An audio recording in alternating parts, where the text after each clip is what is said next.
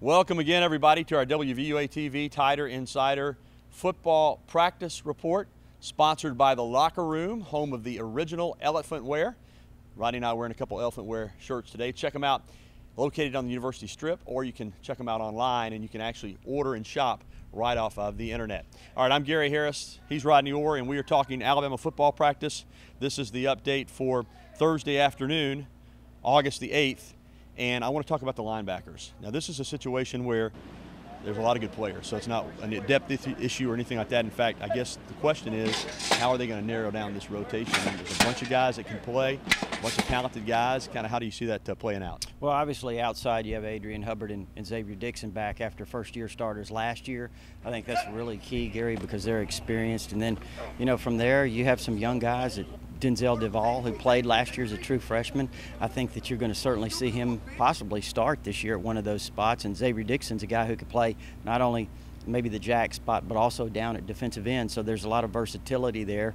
A lot of youth. We talked about Tim Williams today while we were out there watching him practice, a young freshman from Baton Rouge Lab High School. And I mean, what a specimen he is. He's certainly a guy that at some point is going to get his crack, but maybe not this year. We'll see. But Ryan Anderson's another young guy that was redshirted last year as a freshman from Daphne, and you know, this could be his year to step up and make an impact of some sort. Dylan Lee, another guy from Buford, Georgia.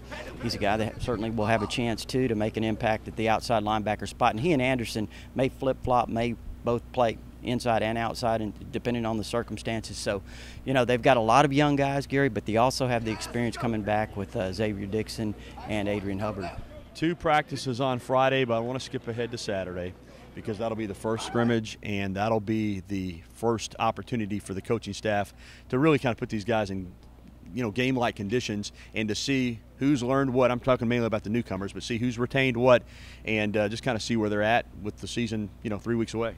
Yeah, I think it's really important for those guys, the younger guys that want to try to have an impact this year, want to try to contribute to show what they can do, you know, show how far they've come, how far they've progressed, because it won't be long until, you know, the coaching staff will have to start narrowing down the list, deciding who they're going to, you know, focus on in terms of getting ready for this season. So I think from that standpoint, it's this week leading up to the scrimmage is very important to get a grasp on things, firm things up, and then go out and show what you can do on Saturday to earn yourself a spot to possibly contribute this year. All right, thanks, Rodney. That's our fall camp practice update for today. We'll be doing these right up until game week of the Alabama-Virginia Tech game. For Rodney Orr, I'm Gary Harris. See you next time.